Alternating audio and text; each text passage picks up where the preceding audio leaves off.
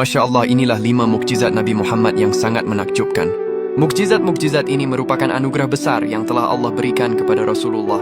Mukjizat yang pertama yaitu bisa berbicara dengan hewan. Nabi Muhammad dahulu memiliki kemampuan untuk berkomunikasi dengan hewan, yang merupakan tanda keistimewaan dan mukjizatnya. Salah satu kisahnya adalah saat seekor serigala berbicara kepada seorang penggembala untuk mengakui kenabian Nabi Muhammad, yang membuat sang penggembala sangat terkejut. Kisah lain menceritakan tentang seekor unta yang mengadu kepada Nabi tentang perlakuan buruk pemiliknya yang mempekerjakannya tanpa belas kasihan. Nabi kemudian menasihati pemilik unta tersebut untuk memperlakukannya dengan baik. Peristiwa-peristiwa ini menunjukkan bagaimana seluruh makhluk Allah termasuk hewan mengakui kebesaran dan kenabian Rasulullah SAW. Adapun mukjizat yang kedua yaitu mukjizat pohon yang bisa berjalan. Suatu hari ada seorang Arab Badui yang sangat keras hatinya menantang Nabi Muhammad untuk membuktikan kenabiannya. Nabi kemudian menunjuk 2 pohon yang letaknya berjauhan dan memerintahkan salah satunya untuk datang. Atas izin Allah, pohon itu bergerak dengan mencabut akarnya dari tanah, lalu berjalan menghadap Nabi. Setelah sampai, pohon itu mengucapkan salam kepada beliau. Kemudian atas perintah Nabi, ia kembali ke tempatnya semula. Peristiwa ini membuat Arab Badui tersebut takjub dan bergetar hatinya. Ia akhirnya beriman dan bersyahadat di hadapan Rasulullah. Adapun mukjizat yang ketiga, yaitu mukjizat air memancar dari jari. Mukjizat ini terjadi beberapa kali dalam kondisi darurat, salah satunya pada peristiwa perjanjian Hudaibiyah.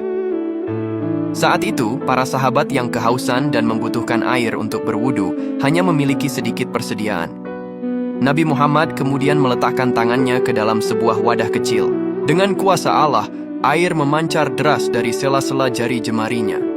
Air yang sedikit itu mencukupi kebutuhan seluruh pasukan yang berjumlah ratusan orang, bahkan masih tersisa setelah semua orang berwudu dan minum. Peristiwa ini menunjukkan bagaimana Allah memelihara hamba-hambanya dan memberi keberkahan melalui perantara nabinya. Adapun mukjizat yang keempat, yaitu mukjizat makanan mencukupi banyak orang. Dalam peristiwa Perang Khandaq, para sahabat dalam kondisi kelaparan parah. Seorang sahabat bernama Jabir bin Abdullah melihat kondisi Nabi yang juga kelaparan.